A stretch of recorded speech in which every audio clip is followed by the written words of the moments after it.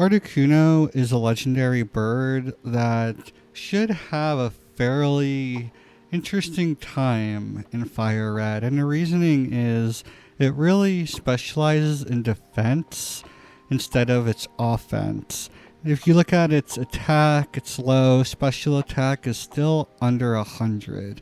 But the one thing it has going for it is its dual typing. Flying type is very effective against a lot of teams that we're going to be up against, as well as ice.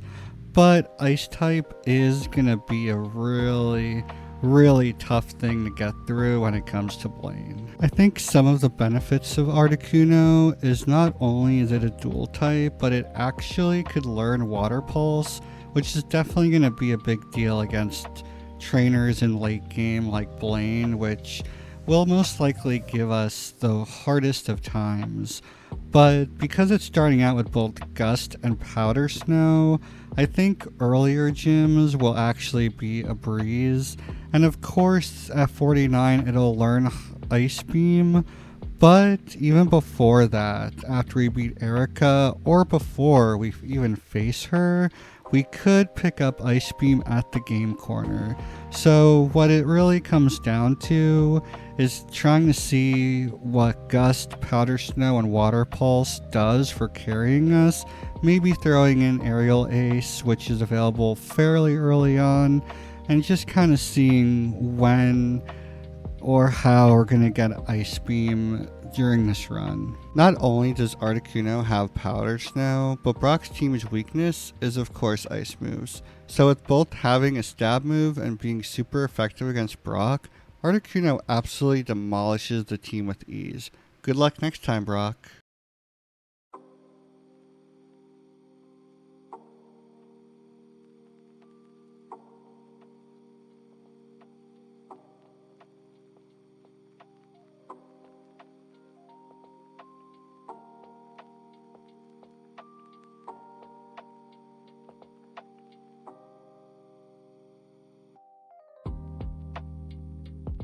Articuno is luckily not weak to water type moves. Now with having a stab Gust move in its arsenal, Misty's only chance of winning is going for the confusion with Water Pulse. Unfortunately, Starmie was unable to deliver and the victory goes to Articuno.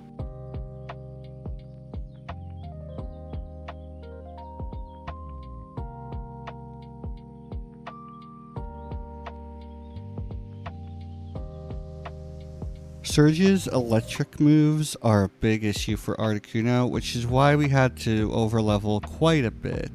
Even so, we still have Stab Powder Snow, which with the increased stats from overleveling, does a lot to Surge's team.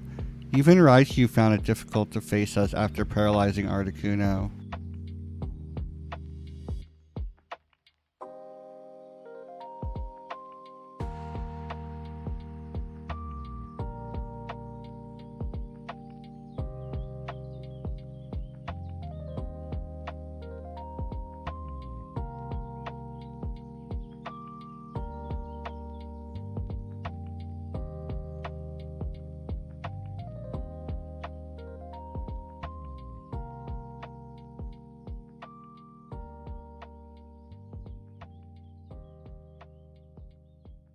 Erica is the second easiest leader behind Brock for Articuno due to its double weakness to Articuno's stab moves.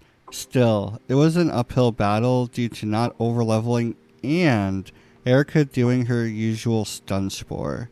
Even so, Articuno was able to clutch victory with a continuous barrage of Powder Snows.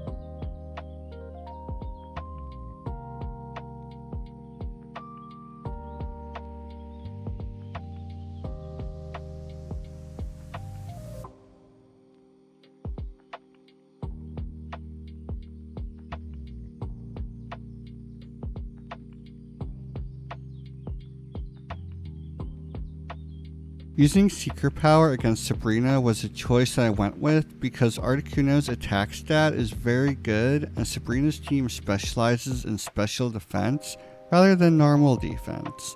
Of course, with Venomoth, we switched it up a bit for some super effective hits. Overall, being confused hurt a lot, but we were still able to come out on top.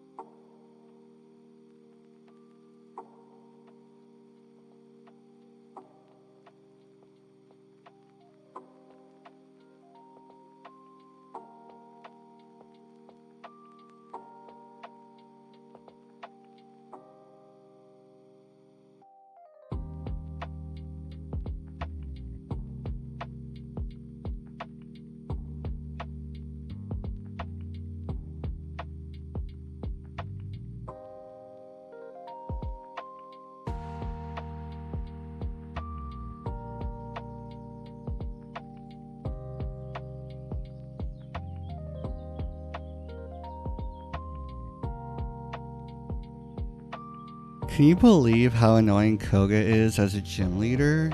Luckily, we were able to purchase Ice Beam from the game corner, which is not just a stab move for Articuno, but it's extremely powerful as well just on its own.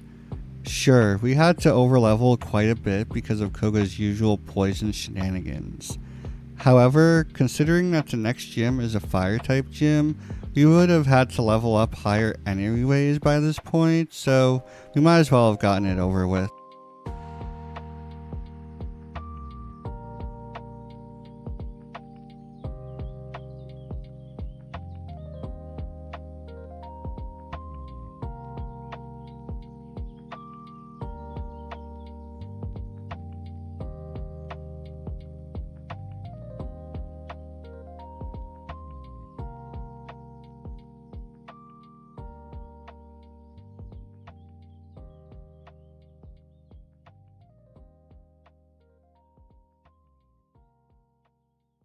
Blaine is one of those gym leaders which could be very simple with water type Pokemon, but very difficult with grass and ice types. Luckily, Articuno was able to learn Water Pulse, which helped quite a lot. Only issue is, due to constantly resetting, we had to continuously increase our level each reset until we were strong enough to beat him.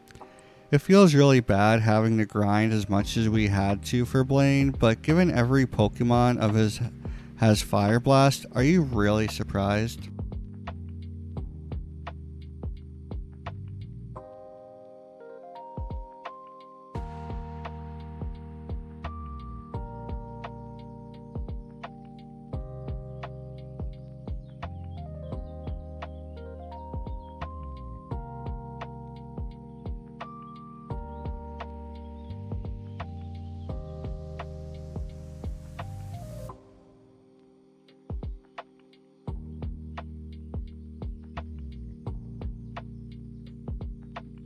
Giovanni was actually just as easy as Brock at this point. We were a very high level, we had Stab Ice Beam, which was super effective against his entire team, and Articuno's HP and defenses were very high by this point as well, and even outsped his Doug trio. With all of that being considered, beating the last gym leader of the game was almost a little boring.